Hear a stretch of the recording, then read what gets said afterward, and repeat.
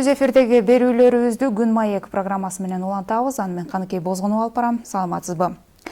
Кечээ Бириккен Улуттар уюмунун электрондук өкмөт жана жарандык электрондук катышуусунун деңгээли боюнча жылдык рейтингинде Кыргызстан жакшы көрсөткүчкө жеткендиги кабарланды. Тактап айтканда 2004 жылга салыштырганда быйыл 20 көрсөткүчкө позицияга жогору чыккан. Мындан улам бүгүнкү берүүбүздө деги эле дал ушул көрсөткүчтөр биз үчүн кандай мааниге ээ, деги эле өлкөдө жүрүп жаткан санариптештирүү иштери боюнча маалымат берели деп чечтик. Ал үчүн биздин студиябызга санариптик өнүктүрүү министринин орун басары Индира Шаршенова келди. Саламатсызбы? Студиябызга кош келдиңиз. Саламатсызбы, телекөрүүчүлөр. Абдан жакшы тема бул. Биз мисалы дүйнөлүк деңгээлде өйдө көтөрүлдүк же рейтингибиз оңолду деген бул аябай позитивдүү тема да. Ошол рейтинг тууралуу айтып берсеңиз, алгач эле бул Кыргызстан үчүн кандай мааниси бар? Эми Бириккен Улуттар уюму тарабынан жыл сайын ар бир жылдын жыйынтыгы чыгарылып, ал жерде анализ жүргүзүлүп турат. Бул EGDI же болбосо башкача айтканда электрондук өкмөттү өнүктүрүү рейтинги деңгээли аныкталып, такталып турат. Ал жерде эми сиз айтып кетпедиңизби, жана биз 20 позицияга көтөрүлдүк деп. Бул эми 2014 жылдан берки биз 20 позицияга көтөрүлдүк. Бирок айта кетчү нерсе, акыркы убактарда Кыргызстандын эң жакшы көрсөткүчү болуп, өткөн жылдын көрсөткүчү эсептелди. Биз 81 орунга турдук. Бул рейтинг жөнүндө кыскача баягы телекөрүүчүлөргө түшүнүктүү болсун үчүн айтып кетсем, бул рейтингде бир канча көрсөткүчтөр бар. Ал көрсөткүчтөрдүн бирден бири мисалы онлайн кызмат көрсөтүү. Экинчиси бул инфраструктураны өнүктүрүү. Үчүнчүсү ошол биздин жарандардын, биздин коомчулукка интернеттин жана интернеттин мүмкүнчүлүктөрүнүн киргендиги жана алардын колдонуу деңгээли. Эң негизги көрсөткүчтөрдүн бири болуп, ошондой эле ачык маалымат көрсөткүчү эсептелинет. Бул абдан көп көрсөткүчтөр менен келип, акырында бир орто сан чыгып, баягы рейтингке чыга турган чоң анализ болуп эсептелинет. Ал жерде Кыргызстан азыр 81 орунду ээледи. Бул рейтингде 193 мамлекет катышат, жалпы жонунан алганда. 81 орун эми айткым келет эле, мындан дагы жакшы көрсөткүчтөрдү көрсөтүшүбүз керек. Бул бизге стимул болушу керек. Бирок биздин көрсөткүчтөрүбүз жакшы болду. Мен сүйүнүп турам. Бул көрсөткүчтөр кандай негизде аныкталат? Сурамжылоо жүргүзүлөбү же? Ал жерде деген атайын изилдөө жүргүзүлөт. Изилдөөнүн ичинде жанагы мен айтып кеткен көрсөткүчтөрдүн баардыгын карап, ошондой эле биздин жана онлайн кызмат көрсөтүү деп атпайлыбы? Анын баары бизде ачык да. Онлайн кызматты канча киши алды, канча кызмат онлайн түргө өттү, санарип түргө өттү. Ушунун баарын карап туруп анан чыгарат. Сиз айтып атпайсызбы, ушул көрсөткүчкө жетүүдө акыркы бир жылдагы биздин жетишкендиктер себеп болду депчи? Кандай иштер аткарылды акыркы бир жылда, маселен, ошол рейтингди алдыга жылууга эмнелер түрткү берди? Бул эң негизги жанагы маалыматтарды кагаз түрүндө берүүнү жоготуу. Процесстерди автоматташтырып, аны санариптик деңгээлге өткөрүү. Ушул эң негизги себеп болот да. Ал жерде биз жанагы онлайн кызмат деп атпайлыбы? Онлайн кызматты өткөрүү, онлайн кызматты көрсөтүү үчүн биз сөзсүз түрдө ал процессти санарип форматка өткөрүшүбүз керек. Санарип форматка өткөргөндө гана ал онлайн кызматты онлайн түрүндө, санарип түрүндө көрсөткөнгө мүмкүнчүлүк алабыз да. Бул эң негизги биздин жасаган баягы кадамыбыз, кызматтарды онлайн форматка өткөрүү, маалыматтардын кагаз түрүн жок кылып, баягы санарип форматка өтүү. Бул эң негизгиси. Анан экинчи дагы бир белгилеп айта кетейин дедим элем, ушул көрүүчүлөргө биздин жанагы ар кандай кызматтарды же ар кандай бир ал сөзсүз мамлекеттик кызмат эмес, башка кызматтарды алууда дагы акча төлөөнүн ар кандай жолдорун сунуштоо. Айта кетсем, биз жанагы QR код деп атпайлыбы, баркод менен дагы бул жылы биз ишке киргиздик. Мамлекеттик кызматты төлөсө болот, көп нерсени төлөсө болот. Бул дагы ошол учурда бул эми мен айтып кеткен QR код бул 2022 жылдын рейтингине түшөт да, бирок ага чейин жасалган иштердин бардыгы биз ошол 2021 жылдын рейтингине, ошонун жыйынтыгына отуруп отурат. Мен ойлойм 2022 жылдын жыйынтыгы мындан да жакшы болушу керек. Негизи ошол Борбор Азияда, Кыргызстанда биринчилерден болуп ушу санариптке өтүү боюнча иштер башталгандыгы айтылган башында, ушул ишке өтүп атканда. Жалпы жонунан бүгүнкү күндө ушу санариптештирүү багытында иштер кандай ыргакта жүрүп атат бизде? Анан эгер уруксат берсеңиз, дагы бир нерсени айтайын дедим элем. Бул эгерде бул Бириккен Улуттар Уюмунун жүргүзгөн анализин регионго бөлүп карап келсек, дайыма эле буга чейин дагы Европа региону биринчи орунду алып келген. Себеби дегенде Европада жайгашкан көп мамлекеттер бардыгы ушул показательдерди, ушул көрсөткүчтөрдү жакшы аткарып, алар көп болгондуктан алар биринчи орунду ээлеп келген. Азыркы күндө дагы ооба Европа региону кайра эле биринчи орунга чыкты. Бирок экинчи орунду ушул баягы тарыхый маселе бул Азия ээледи. Региондорго бөлгөндө экинчи орунду Азия ээледи. Азия чөлкөмү ээлеп, айта кетейин дедим элем, жалпы жонунан алганда биринчи орунга бардык мамлекеттерден Түштүк Корея чыкты да. Түштүк Корея бул Азиянын мамлекети, ал эми ошондой эле Азиянын башка мамлекети, ошонун ичинде Борбордук Азияда санариптик технологиялар өтө активдүү жүрүп аткандыгын бирден бир көрсөткүчү болуп, биз региондорду алганда экинчи орунга Азия чыкканы белгилеп келет. Ал эми сиз жана суроо салбадыңызбы, жалпы жонунан кандай жүрүп атат санариптештирүү деп. Жалпы жонунан бардык тармакта санариптештирүү активдүү жүрүп жатат. Сиздер байкагандай, биздин президентибиз дагы Садыр Нуркожоевич, ошондой эле министрлер кабинетинин төрагасы Акылбек Усенбекович дагы бардык тараптар санариптештирүүдү өтө колдоп келет. Ошондой эле алардын маселе коюп, баягы саясий күч берип бизге ошону жазагыла деп келет. Бизде мамлекеттик органдар тарабынан биргеликте ошол санариптик трансформациялоо процесстерин ишке ашыруу гана калат.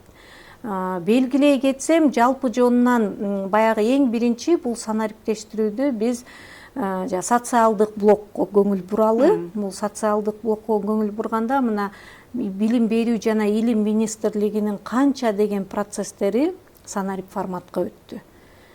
Саламаттык сактоо министрлиги абдан активдүү жүрүп келет санариптештирүү дагы. Сот системасы, укук коргоо системалары бул автоматтык түрдө санариптештирүү биздин жашообуздун бардыгына кирген себептен мен айтат элем, бул санариптештирүү же санариптик трансформациялоо азыр тренд эмес. Бул биздин таңкыстык. Биз аны жасашыбыз керек. Сиз айтып аткан ошо мекемелер, ошол эле билим берүү министрлиги, ошол мекемелер ортосунда канчалык деңгээлде мындай ушул санариптештирүү мындай системдүү, комплекстүү түрдө жүрүп атат? Ушундай жүрүп атат деп айтсак болобу, же ар ким өз алдынча иш кылып атат? Жок, бул сөзсүз түрдө өз алдынчалык иш болгон жок. Эгерде сиз системдүү жана комплекстүү маселесин койсоңуз, мен эки тараптан келет элем буга. Системдүү комплекстүү түрдө аткаруу жана маселе коюу бул системдүү жана комплекстүү түрдө жүрүп келет. Бирок жалпы IT системаларын ишке киргизүүнү систематизациялоо жана жөнгө салуунун үстүндө министрлик иш алып барып келет. Мисалга айтсам, бул дүйнөдө көптөгөн мамлекеттер бар. Мисалы ошол эле бир системаны ишке киргизүү үчүн канчалаган изилдөө иштерин, аныктоо, анализдөө иштерин жүргүзүп, анан ишке киргизет да. Бул бир четинен баягы санариптештирүү процессин кичине артка тарткан болсо, экинчи четинен бул деген баягы ошонун сапатын камсыздайт да. Ошол себептен азыр санариптик өнүктүрүү министрлигин биз тараптан ошол экөөнүн ортосундагы балансты табуунун үстүндө иш жүргүзүп жатабыз. Ошондой эле талаптарды коюп, бирок эч кандай процессти кармабагандай системалуу жөнгө салып алсак, бул абдан биздин чоң жетишкендигибиз болот. Ушул санариптештирүү багытында мындай жогоруда сиз азын аулак айттыңыз, жолтоо болгон жагдайлар барбы? Ошол эле мисалы интернеттен көз каранды нерсе, биринчи кезекте аймактарды интернет менен камсыз кылуу деген маселе бар. Ошол жаатта да кандай бир көйгөйлөр дейбизби же тоскоолдуктар бар?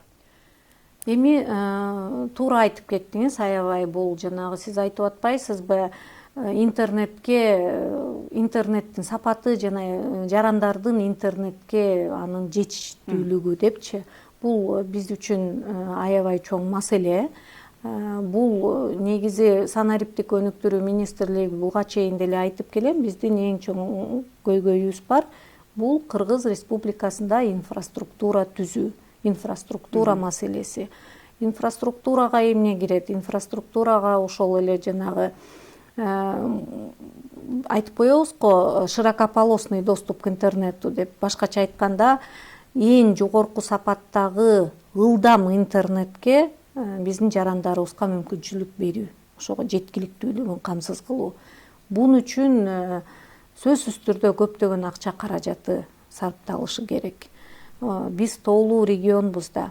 Ошол себептен ал мисалы жана волоконно-оптическая линия связи деп коет. Бул тез ылдамдыктагы интернетти алып барышыбыз үчүн биз жердин алдына волс казып көмүшүбүз керек. Ал болсо өтө көп акча каражатын талап кылган иш чара болуп эсептелинет. Бирок бул жаатта биз маселени чечебиз деп жана Digital Casa Кыргызстан менен биргеликте иш алып барып келебиз. Биз абдан ниеттенебиз, анын маселеси менен биз көптөгөн маселелерибизди чечип алабыз деп. Экинчиден, баарыңыздарга белгилүү болгондой, мен дагы ушу белгилеп айтып кетет элем, Кыргыз Республикасынын территориясында баягы эл аралык стандарттарга жооп берген маалыматтарды иштетүү же башкаруу борборунун жоктугу болуп эсептелинет.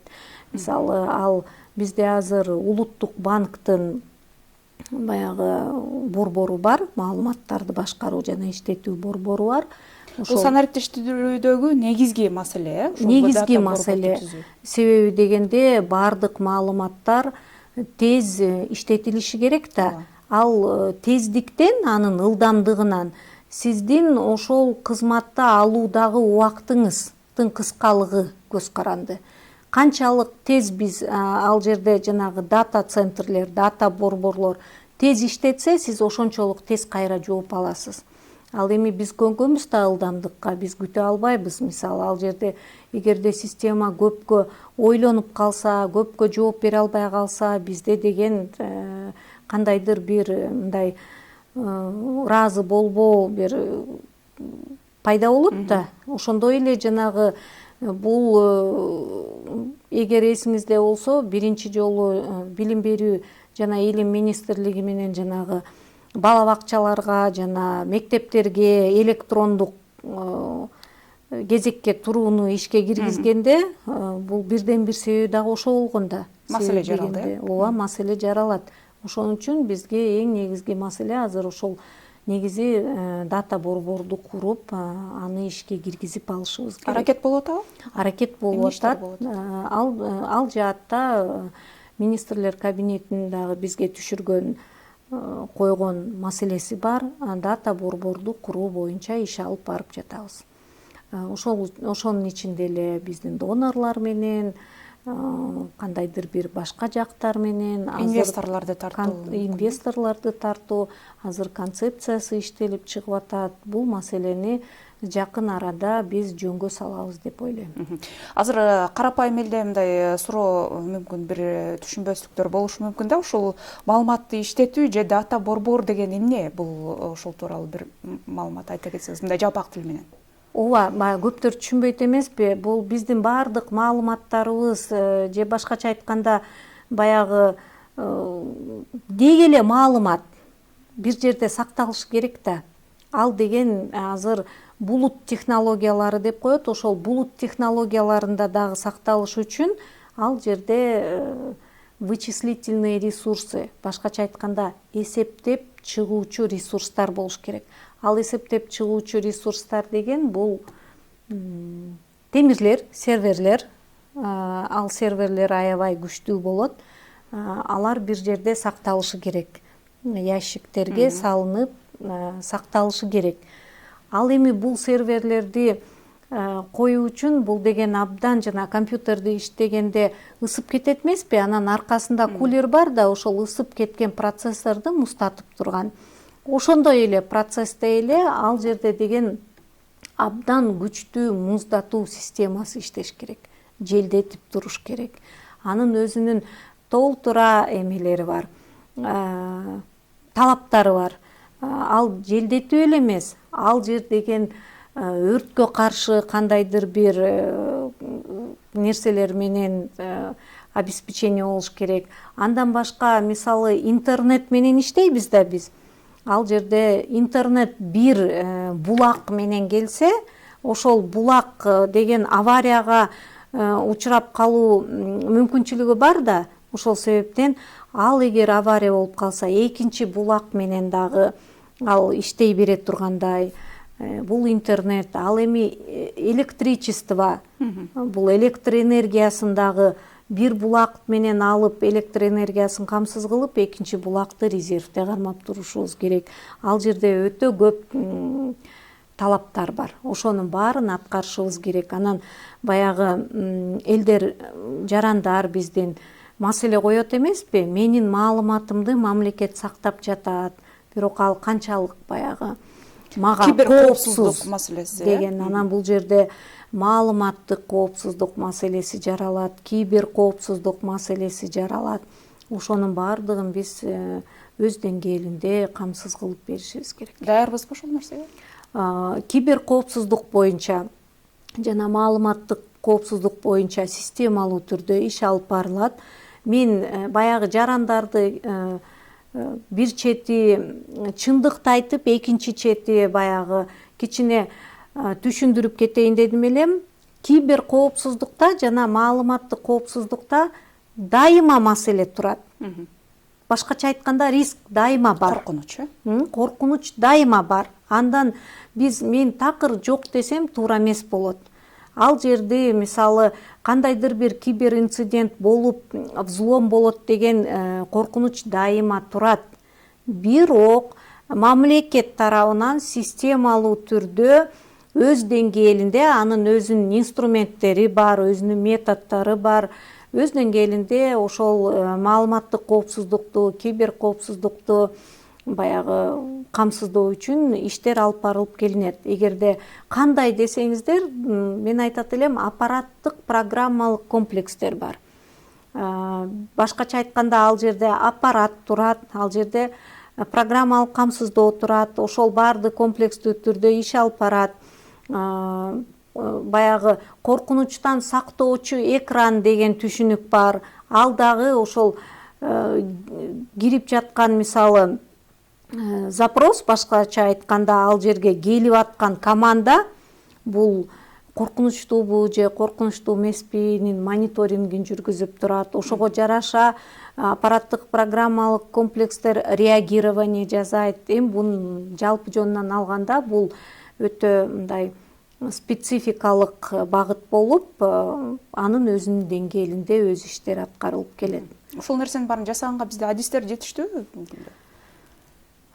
Сиз абдан баягы мен тараптан абдан жакшы көргөн, экинчиден өтө көйгөйлүү болгон маселени козгодуңуз. Адистер жетиштүүбү деп атпайсызбы? Адистер Кыргызстанга эле эмес, адистер баардык дүйнөгө жетишсиз азыркы күндө. Баардык дүйнө мамлекеттери IT тармактагы адистиктердин таңкыстыгын сезип келет азыркы күндө дагы. Мына бүгүн эле баягы Жусуп Абдрахманов атындагы президенттин алдындагы башкаруу академиясында илимий практикалык конференция болуп өттү. Ал жерден дагы мен бул маселени көтөрдүм. Биз эгерде тез арада ушундай адистерди даярдап чыгуу, аларды кайра квалификациясын жогорулатуу менен иш алып барбасак, бул IT адистерине таңкыстык геометриялык прогрессия менен өсөт. Бул азыр бизде эле маселе эмес, бул дүйнө жүзүндө маселе. Бизде дагы бир нерсе, бул санариптештирүү дегенде кызмат көрсөтүү биринчи кезекте ошо мамлекеттик органдардын карапайым элге кызмат көрсөтүүсү болуп эсептелет да. Бүгүнкү күндө ушу санариптик мүмкүнчүлүктөрдү карапайым эл канчалык деңгээлде колдоно алып атат? Анан ошол сентябрь айында аймактарда 70 болуш керек, жарандык санариптик билим берүү борборлору дагы ачылды эле да. Алар эмне иштерди кылып атат? Анан ошо жарандарга ошо санариптик мүмкүнчүлүктөрдү пайдаланууда кандай маалыматтар берилип атат? Эми мындайда ушул эле жана Бириккен Улуттар уюму жана эл аралык уюмдар жасаган бир изилдөө бар, ошонун анализи бар, мен окудум элем. Ал жерде Кыргыз Республикасы жөнүндө мындай деп жазылганда, эми бул үзүндүсү эле. Кыргыз Республикасында дейт, интернет мүмкүнчүлүктөрдүн элге, коомчулукка жайылуусу жогору. Анын ичинде кызмат көрсөтүү тарабынын көрсөткүчү кызмат алуу тарабынын көрсөткүчүнө караганда жогору дейт. Демек, кызматты көрсөтүп келген жак санариптик көндүмдөрү жогору турат. Ал эми кызмат алган жактын санариптик көндүмдөрү төмөн турат да. Кызмат алган ким? Бул биздин жарандарыбыз. Демек, биз ошо жарандардын санариптик көндүмдөрүн жакшыртуу, санариптик көндүмдөрдү үйрөтүү жаатында системалуу түрдө иш алып барышыбыз керек деп биз толук түшүнөбүз. Азыркы күндө биз билим берүү жана илим министрлиги менен биргеликте бул бир онлайн платформаны алып, балким кандайдыр бир инструмент түзөлүү деп атабыз да, ошол көндүмдөрдү элге жеткиргенге. Сөзсүз түрдө ал жерде деген баягы кээ бир кезде коомчулукта ой болушу мүмкүн да, жаштар жакшыраак билет, карылар көрсөтө албайт депчи. Эми ал андан деле мен ойлобойм бул көп нерсе көз каранды деп. Сөзсүз түрдө жаштар азыр бардыгын билет, аны деген өтө жакшы колдоно алат. Бирок биз бардык биздин коомчулуктун бардык деңгээлиндеги жарандар менен иштешибиз керек. Бул биздин негизги маселе болушу керек. Бизде азыр санариптик документтер тесттик режимде иштеп жатабы? Дагы деле качан юридикалык күчкө ээ болот? Анткени ушул жактан дагы жарандар арасында көп суроо пайда болуп атат да. Качан биз мындай паспортумду жөн эле телефондон көрсөтүп кое алам, же айдоочулук күбөлүгүмдү жөн эле мындай май кызматкерлерине мындай көрсөтүп койгонго качан жетебиз дегенде, эми бул көбүнчө шаар жерлеринде. Мындайда баягы сиз туура айттыңыз, бизде азыр санариптик документ деген долбоор бар да. Ал документте паспорт, менин айдоочулук күбөлүгүм, менин машинага ээлик кылган кагаздарым, жанагы вакцинация жана башка документтер бар. Жалпы жөнүнөн алганда 5 документ тесттик түрдө ал жерге чыгарылган. Бирок ошону колдонгон жаран демек артка кеткиси келбей жатат да. Биз аны тесттик түрдө киргизгенбиз. Себеби дегенде, мисалы, жанагы кодекс о нарушениях да негизги бир норма бар экен. Эгерде мисалы жол эрежесин бузган болсо, ал сөзсүз түрдө баягы кагаз түрүндөгү өзүнүн документин көргөзүш керек экен. Азыр биз Ички иштер министрлиги менен бул тарапта дагы иш алып барып жатабыз. Министрлер кабинетинин дагы чечими чыгышы керек жакын арада. Биз аны деген тесттик режимден кадимки эле өндүрүштүк режимге өткөрөбүз жакын. Демек, мыйзамдарга өзгөртүүлөрдү киргизиш керек. Аны уже азыркы күндө иштер жүргүзүлгөн, мына акыркы стадиясы калды, биз аны ишке киргизебиз. Мен абдан сүйүнүп жатам, себеби дегенде бул мүмкүнчүлүк да. Ал мүмкүнчүлүктү көргөн жаран, анын мүмкүнчүлүктүн кандай ыңгайлуулугун сезген жаран аны кайра артка кетиргиси келбейт. Бул эң негизги баягы көрсөткүч. Бизге бөлүнгөн убакыт тилекке каршы соңуна келип калды. Индира айым, сизге убактыңызды бөлүп бизге маалымат бергендигиңиз үчүн ыраазычылык билдирем. Ишиңизге ийгилик каалайм. Чоң рахмат сизге дагы. Жалпы жонунан мен ойлойм 2022 жылдын баягы жыйынтыгы менен биз дагы жакшы көрсөткүчтөрдү көрсөтөбүз.